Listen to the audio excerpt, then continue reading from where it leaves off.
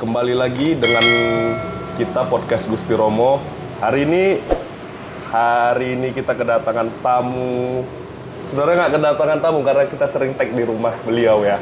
Kita dapat kehormatan besar dari Om Sukirman. Om, selamat malam Om. Waalaikumsalam. Minal aidin wal faizin. Minal aidin wal faizin Om. Om, ini kan kita baru siap Ramadan. Iya. Posisi Om juga kami culik nih habis sholat Isya Om. Langsung kami culik, besarung, bekawas, belobeh, udah yuk. Nggak apa-apa Om, tag aja. Karena kan sebelum di atas nih kita udah ngobrol-ngobrol di bawah nih Om. Ya. Udah ngobrol-ngobrol di bawah. Gimana Om kabarnya Om? Alhamdulillah ya. Baik dari Gusti Romo Podcast ini. Alhamdulillah sehat ya. Sehat, Mudah-mudahan ya selepas Ramadan kita sudah mulai aktivitas sosial ya, apa namanya, wirid. Di kampung pun sudah mulai, baru yang pertama nih sejak Syawal ya, Syawal. Alhamdulillah, tapi udara masih panas. Udara ya Om. Oke. Temperatur ya. Kita nih kan tahu Om. kita nih kan tahu Om lagi udah masa pensiun nih, masa senggang. Lagi sibuk-sibuk apa nih Om sekarang? Ya, saya menulis ya. Menulis? Saya menulis. Sekarang sedang menulis autobiografi. Ya, kemudian doakan bisa selesai sampai tahun depan ya. Karena tahun depan saya usia 70. Jadi insya Allah saya berniat kalau bisa buku saya di-launching pada hari ulang tahun. Amin Om, amin. Semoga lancar Om. Amin. Jadi ngomong soal buku nih Om, udah berapa Om menerbitkan buku Om? Dari tulisan Om sendiri? Sebetulnya saya bukan penulis sebetulnya ya. Penulis. Cuma saya rajin coret-coret. Kadang-kadang pas ada biaya ya diterbitkan, ada sponsor diterbitkan ya. Salah mudah-mudahan sampai sekarang tidak kurang dari 12 buku ya. Wow. Ya lumayan lah. Ya. 12 buku. Kemungkinan Om, yang paling terbaru itu apa sekarang Om? Buku yang paling terbaru? Buku terbaru itu kalau nggak salah saya di 2018 itu terakhir itu Surat dari Medan. Surat dari Medan. Surat dari Medan. Ya. Dan itu buku yang paling terupdate. Dan ya. nanti di ulang tahun Om ada lagi yang mau terbit. Insya Allah ya. Sekarang lagi draft ya buku yang. Lagi draft. Baik Om, siap Om. Jadi kalau ini kita kan udah masukin Lebaran Om. Ramadan udah siap nih. Ya. Berarti kan setelah yang namanya Ramadan, haji nih Om. Ya, oh iya. Iya ya, musim haji ya. Haji nih Om. Ya, sekarang lagi sibuk-sibuk lihat manasik gitu. Betul. Pada udah sibuk-sibuk pelatihan. Pelatihan ya. Sibuk-sibuk pelunasan. Iya. Kan? Iya. Teman-teman atau saudara-saudara yang udah prepare dari tahun-tahun yang lalu Om. Haji Om. Agak tertarik kita bahas haji tahun ini Om. Ini hebat ini. Anak muda tertarik haji nih. Bagaimana tuh Om? Menurut Om lah, dari informasi yang Om dapat sebagai mantan politikus atau masih bergerak di politikus? Ya kalau saya melihatnya daftar tunggu aja yang terlalu lama ya. Daftar antrian ya. Artinya kita bayangkan kan orang Indonesia itu kan beranggapan haji itu sudah tua ya kan. Benar. Jadi daftar hajinya pun sudah tua. Benar. Nah harus nunggu berapa tahun itu? Sekitar untuk reguler baru kami lihat 11 sampai 47 tahun Om. Jadi kalau kita bikin aja lah 40 tahun 40 masa tahun. tunggu ya. Iya. Sekarang 24, berarti tahun 2064. 2006, ya benar Om. Kalau misalnya kita daftar sekarang. Iya, kalau kita daftar sekarang. Wah itu kan buat orang yang sudah umur 50 gitu kan. Nah, itu kan nanti sudah umur 80 dia situ kan. Iya, nah itu menurut saya kalau kesan saya. Nah oleh sebab itu kalau saya boleh berharap anak-anak muda macam Baip itu daftar haji aja sekarang. Waduh Om, aduh kami masih UMR Om, UMR berapa, daftar haji berapa. Itu juga ya kelemahannya ya. Haji ini bukan hanya persoalan tauhid, bukan soal keimanan, tapi juga soal ekonomi ya. Betul. Tapi anak-anak muda tetap kan animo untuk naik hajinya tinggi kan? Untuk animo Om, sebenarnya gini Om, anak muda sekarang kan lebih ke alternatif. Kalau udah umroh, udahlah.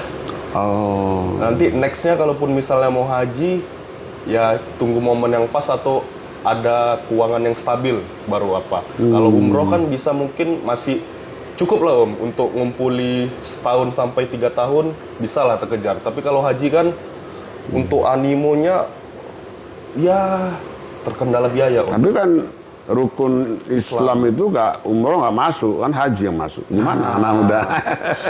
Itu dia Om yang berat Om. Tapi kan tetap aja dibuat di situ bagi yang mampu. Iya, betul. Bagi yang mampu Om. Jadi untuk animo enggaknya dia tetap animo karena itu kan termasuk di dalam rukun Islam. Iya. Jadi lebih fokus ke rukun Islam apalah Om. Ya sholat dulu lah Om. Syukur syariah ya. Sholat dulu. Syariat. Nah, syukurlah kalau kalian anak muda masih punya animo yang tinggi dengan daftar antrian yang begitu panjang ya. Ekonomi yang relatif juga sekarang juga kan tidak gampang juga cari kerja ya. Kerja yang memadai penghasilannya ya kan. Betul Om.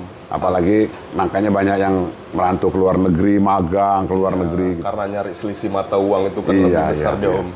Ya jadi kalau pandangan saya itu tadi daftar antri orang jadi akhirnya pergi haji sudah tua sekali ya kan. Banyak lansia. Makanya saya berharap kalian yang muda-muda ya. Tapi kan zaman kalian ini dengan zaman kami sangat berbeda kan dalam segala hal. Berbeda Om. Kita udah antar generasi Ya, Om. generasi kalian udah generasi Z, generasi milenial ya kan, XYZ ya.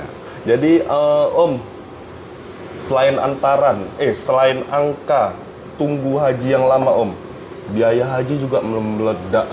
Sekarang kalau reguler sudah mencapai 93 juta barusan 93 juta itu juga. harga update-nya. Dan itu harus kalau kita daftar harus DP. 60%. Nah, 6 kali 9 50-an juta, 55 juta ya. Nah, itu juga barangkali suatu hal yang buat anak muda saya nggak tahu. Tapi saya tetap mendorong. Tapi anak muda dari mana 54 juta ya? Nah, kalau dia bergaji misalnya 10 juta kotor ya. Betul Om, biaya hidup, potong lagi tabungan, dana darurat kan. Jadi kemungkinan ya banyak yang nyeliku. Udahlah, nanti aja haji takut nggak nampak Ka'bahnya. Karena mungkin ada beberapa teman-teman yang lasak gitu kan Om. Jadi bilangnya takut nggak nampak nanti aja nabung aja dulu. Oh iya. Ada aja lah Om jawaban-jawaban sekarang Om. Iya. Setelah itu Om, kita ada bahas haji nih Om. Om kemarin waktu naik haji tahun berapa Om? Saya tahun 2001 yang pertama. Saya alhamdulillah dapat 2 kali. Alhamdulillah. Karena yang kedua ketika saya menjadi pejabat, saya ditugaskan oleh Kementerian Agama menjadi TPHD, tim pendamping haji daerah. Tim pendamping haji Tapi kalau yang mandiri betul sebagai orang biasa itu tahun 2001. 2001 Om. Di 2001 itu Om berangkat bareng Ibu itu ya? Dengan Ibu, ya. Berdua bareng Ibu. Dengan Ibu, ya. Dari start manasik, dari apa pendaftaran, Iya. itu kira-kira tunggu waktunya selama ini nggak Om? Enggak dulu. Saya pikir cuman kayaknya 2001 itu masih langsung berangkat itu. Daftar langsung daftar berangkat? segini terus tahun depan lah berangkatnya gitu. Nggak ada tunggu-tunggu lagi. Enggak, Om. iya dulu masih begitu. Wih, enak tuh Om. Syukur lah Om udah dapat Om kemarin kan. Rezeki juga ke sana kan dipertemukan. Iya. Nah, kisah-kisah dari start haji tuh Om. Kan biasanya nih orang nih ada nih yang cerita haji, entah di sana dapat inilah, ada namanya kan perjalanan spiritual kan Om. Iya. Lain orang lain cerita nih Om. Iya. Nah, Om nih Om, boleh nggak agak sedikit kita ulik nih dari awal perjalanan sampai akhir tuh Om? Iya, kebetulan sebelum berangkat haji setelah manasik itu ketika pesawat mau berangkat dari Polonia waktu itu. Iya Om, masih di Polonia bandara tuh ya Om. Niat ya innama amalu bil niat ya. Niat saya waktu itu selain menjalankan rukun Islam yang kelima, saya bertanya dalam hati. Dan tahun 2001 itu kita sudah reformasi. Reformasi, oh ya 98, 99 gitu. Tapi kan masih kacau balau sebetulnya. Masih penataan ulang. Tanah sisi gitu. Artinya partai mulai banyak begini gitu. Kasus Indonesia ini kan kasus korupsi, kolusi, nepotisme ya dan lain-lain. Betul. Hukum yang belum belum adil ya, tajam ke bawah, tumpul ke atas gitu. Nah, perenungan saya di pesawat waktu itu, Iya, Om. ya Allah, tolonglah jawab kenapa negaraku seperti ini gitu. Itu. Jadi saya kepengen tahu waktu itu niat saya adalah mohon ya Allah untuk menuju baldatun thayyibatun wa rabbun ghafur itu. Kok begini sih ya Allah Indonesia? Tolonglah jawab melalui perjalanan hajiku ini gitu. Oleh sebab itu semua peristiwa yang di haji saya bawa buku, saya catat semua. Om catat semua. Setiap mulai berangkat itu saya catat semua karena syukur-syukur ada jawaban dari Allah gitu kan. Nah itu saya catat kemudian saya terbitkan jadi buku. Jadi buku, Om. Itu. Jadi, oh ini Om, Ya, orang LSM naik haji. ya waktu itu saya kan pendiri Yayasan Bitra Indonesia, salah satu LSM di Sumatera Utara. Ya, saya kemudian jadi pengurus Walhi di Jakarta, kemudian saya juga pengurus Forum LSM Sumatera Utara, kemudian saya juga pengurus Sekretariat Bina Desa di Jakarta. Pokoknya lembaga-lembaga yang berbau lembaga swadaya masyarakat itu saya selalu ada. Ya, apakah jadi peserta, apa jadi pengurus, apa jadi apa gitu. Sehingga saya mentasbihkan diri saya orang LSM. Nah, dan kemudian orang LSM ini kan banyak yang suka nyeleneh. Dia suka ngetawa-ngetawai Tuhan gitu ya. Iya. Gitu. Saking kritisnya lah gitu ya. Oleh sebab itu saya pikir sekali ini saya sebagai orang LSM aku yakin saya naik haji bukan karena gaya-gayaan ya, tapi saya berpikir inilah panggilan Allah untuk saya gitu. Karena orang banyak uang belum tentu juga ada kesempatan. ada kesempatan gitu. Nah, oleh sebab itu saya membuat semua catatan haji saya itu saya tulis sebagai catatan orang LSM naik haji. Tapi juga terinspirasi sebelum itu banyak buku ditulis oleh para penulis, misalnya orang Batak naik haji, orang Jawa naik haji, ada haji backpacker gitu ya gitu. Jadi saya pikir ini orang LSM naik haji aja gitu. Jadi Om, orang pertama pun agak bingung juga nih soal judulnya, orang LSM naik haji. Mungkin ada singkatan lain Om tersendiri dari LSM itu, karena kan Om kadang suka usil orangnya. Gimik-gimik judul tuh Om kadang suka kreatif sih. LSM, apakah betul LSM yang biasa kita tahu atau ada singkatan lain? Dan ternyata memang Om memang berkecimpung lama di LSM ya Om. Tapi perlu saya garis bawahi LSM di awal-awal 98 itu betul-betul murni LSM pengkritik pemerintah. Betul. Ya, jadi kita memang berseberangan, kita menyeimbangkan agar tidak semuanya kepada pro-pemerintah. Jadi kita berpartisipasi aktif dalam pembangunan dalam versi yang kritis. Oh, paham. Jadi LSM terdahulu itu awalnya LSM itu memang untuk di sayap kiri ya? Iya, jadi kalau bukan sayap kiri, kalau yang kanan kuat kita di kiri. Kalau kiri kuat kita mungkin di kanan. Di kanan. Oh. Jadi penyeimbang dia. Penyeimbang. Jadi nggak ada yang timpang tindih. Iya, gitu. itu niatnya. Maka LSM dalam itu tidak sama konotasinya dengan setelah reformasi. Iya. Wah, sekarang kan LSM Lehan Sautik Madung, Oh, iya. lembaga suka menipu macam-macam lah gitu ya. Lembaga suka menipu LSM. Dan untuk eksistensinya Om lah sebagai politikus lihat LSM sekarang itu bagaimana Om? Ya, ada yang mengatakan reformasi sekarang kan kebablasan kan. Kebablasannya. Nah, jadi semua orang bisa berpendapat, semua orang bebas berekspresi. Tapi kadang-kadang cuma memberikan pendapat dan ekspresi, tidak memberikan jalan keluar. Betul. Gitu. Nah, lebih dari itu, apalagi kalau tujuan mengkritik dan lain itu hanya untuk mendapatkan imbalan-imbalan yang sifatnya oportunis. Cari panggung misalnya. Cari panggung, oportunis, begitu ya. Jadi saya melihat kalau dulu memang betul-betul Pure, murni dia Om. ya tokoh-tokoh LSM seperti Munir harus mengorbankan nyawa ya kan. Tokoh-tokoh banyak ya yang seperti itu. Iya Om. Wiji Tukul, Wiji Tukul, ya. Hilang dan lain-lain. Jadi banyak itu semua dulu di sayap LSM yang sekarang malah teman-teman itu banyak yang duduk di lembaga-lembaga pembela hak asasi manusia ya. Di HAM ya Om. Di Komnas HAM itu sekarang ada Pak Mugianto Sipin, ada macam-macam itu dulu aktivis-aktivis LSM.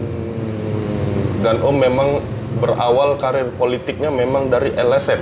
Ya, saya sebetulnya awalnya saya organisasi kemasyarakatan ormas juga Ormas ya. ya, Om. Misalnya di Medan saya ada di Soksi ya. Soksi, ya, Om. Kemudian juga saya direkrut di KNPI, di HKTI dulu dengan Pak tokoh tokoh nasionalis kita Pak Patowi Bui dulu itu di HKTI itu. HKTI. Ya.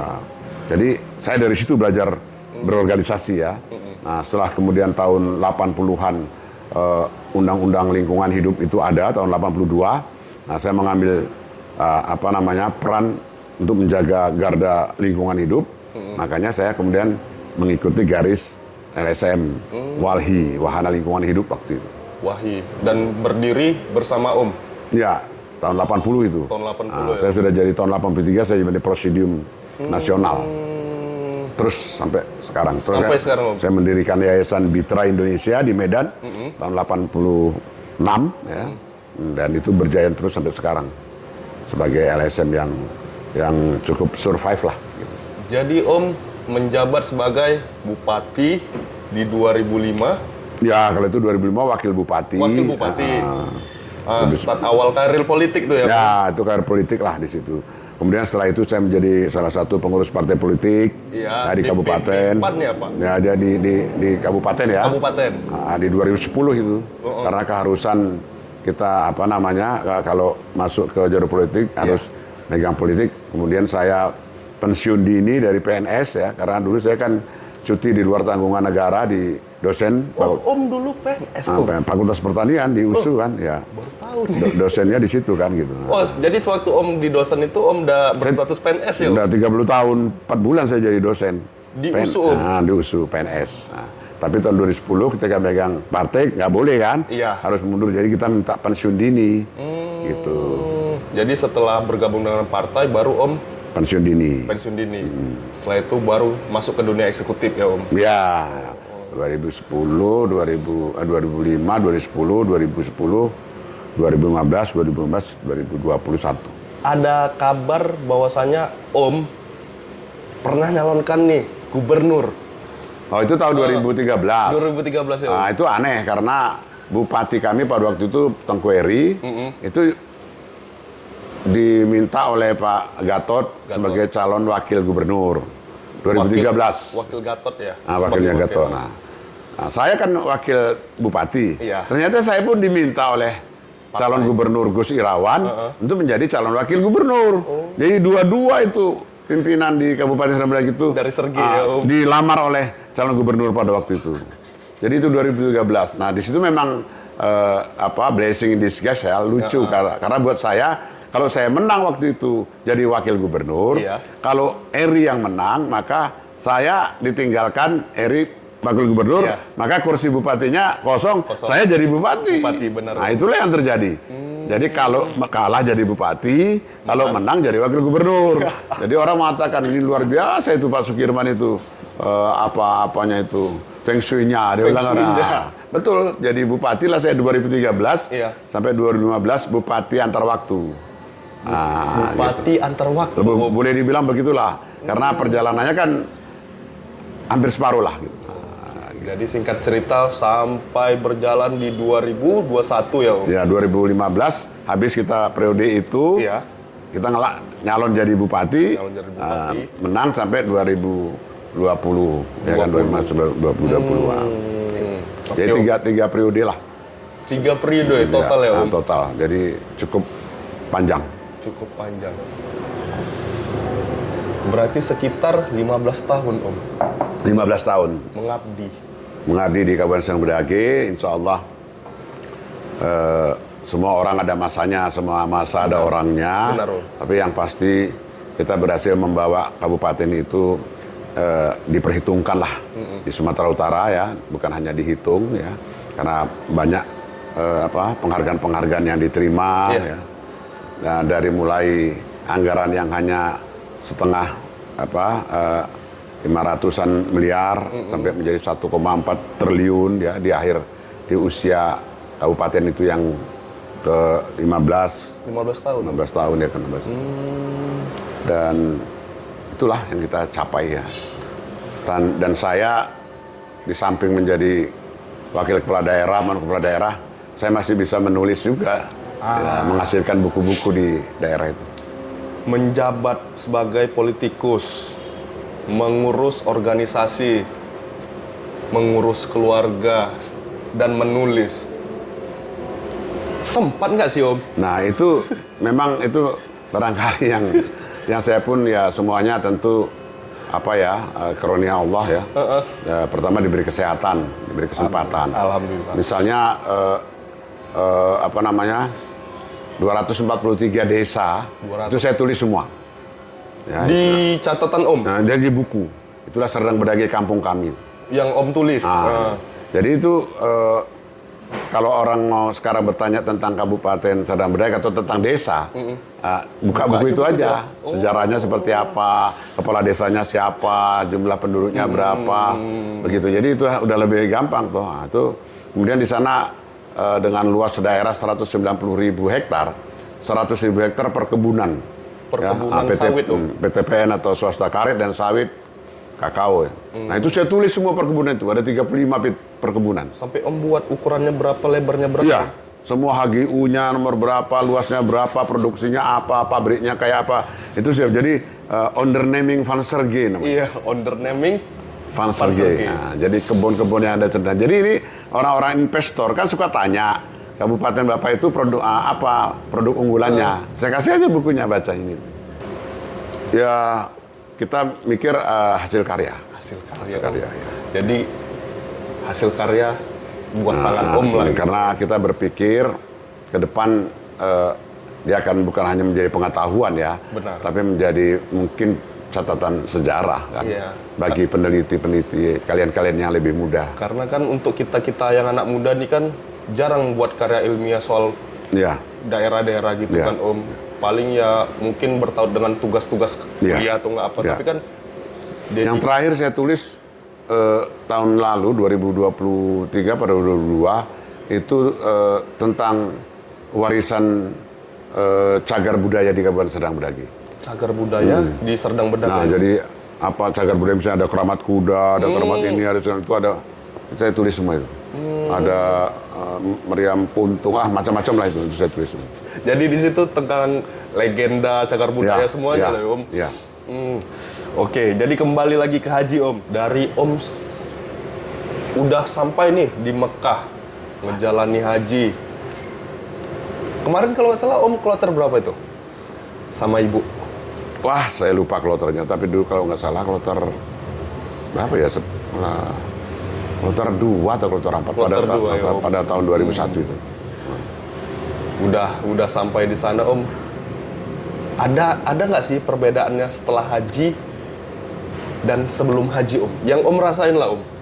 Paling Om rasain perbedaannya. Ya, memang satu hal yang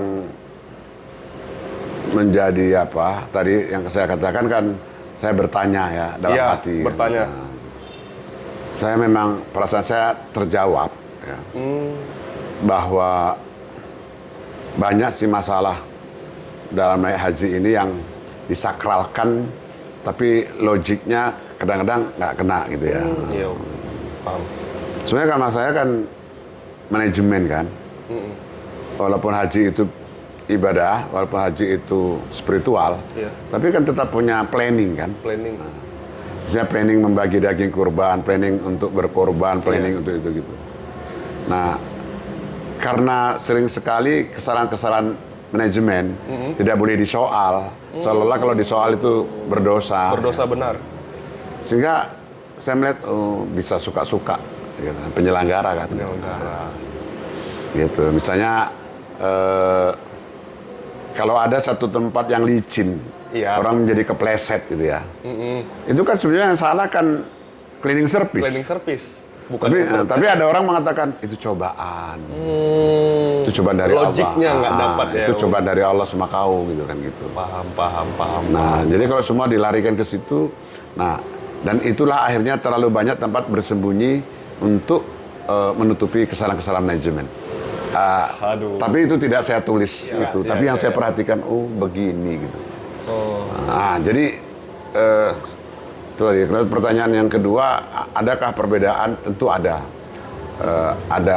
artinya apa? Saya berpikirnya kalau haji itu bukan sesuatu yang sakral dan bukan sesuatu yang transenden, masa orang sedunia bodoh sih? Gitu. Kesana ya Om.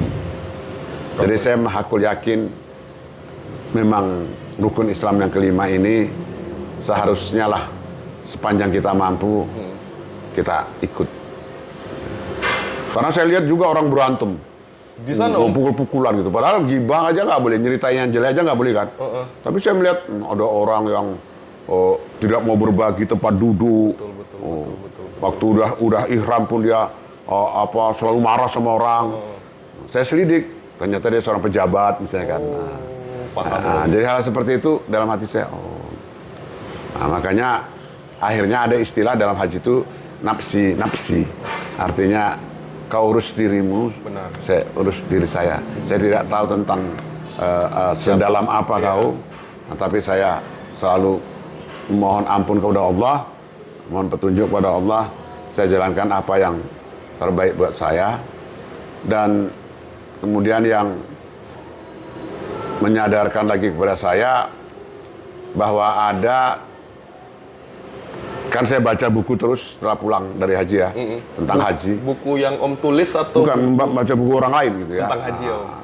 Misalnya Ali Saryati itu ya, Saryati itu menuliskan misalnya tentang ada orang yang pergi haji, ya, tetapi tidak jadi sampai ke Makkah, Baitullah, karena hartanya habis di jalan dibagi-bagikan untuk orang-orang miskin. Iya. Akhirnya dia kembali ke kampungnya, tetapi justru menurut orang yang pergi haji pada tahun itu, ya, orang itu dilihatnya sedang tawaf di Ka'bah. Ka'bah Om. Dan dia merasa dia tidak ikut, tidak datang ke sana. Nah, jadi rupanya orang-orang yang ikhlas, bahkan mengorbankan hartanya, dikisahkan di situ. Justru itulah yang diterima mabrur hajinya pada tahun itu, walaupun fisiknya tidak sampai ke sana. Nah, itu juga menjadi pelajaran buat kita. Mestinya kita harus peka ya terhadap lingkungan sosial kita. Benar. Nah, kita bisa berhaji berkali-kali, padahal di sebelah rumah kita nggak makan gitu. Nah, ini nggak benar juga gitu. Saya mendorong, ya mungkin generasi kalian lah ya, generasi Z. Ya, seperti apa sih kalian nanti naik hajinya? Ini nunggunya 30 tahun ya kan? Iya. Nah, kalau saya nyarankan sih daftar aja, perkara nanti bisa pergi atau enggak, terserah gitu. Cuman karena 50 juta tadi juga berat juga ya. Berat. Nah, berat. Andai kata tidak ada 50 jutanya, daftar aja ya kan? Daftar aja. Kalau 1 juta, mungkin pemerintah apalah ya, tapi nggak tahu karena peminatnya terus-terusan banyak ya. Nah, kan ini jadi hukumnya demand and supply kan. Supply and demand Nah, kan itu. nggak kena dia Om. Nah, kalau misalnya dibikin kemudahan, 1 juta udah saya daftar. Saya pikir anak muda kan daftar itu. Akan daftar dan pasti membludak Om. Iya, itu dia. Karena kan animonya masih tinggi Masih Om, ya, soal haji. keimanan, ketauhidannya masih ada ya. Masih ada, walaupun ya keterbatasan ekonomi tadi Om.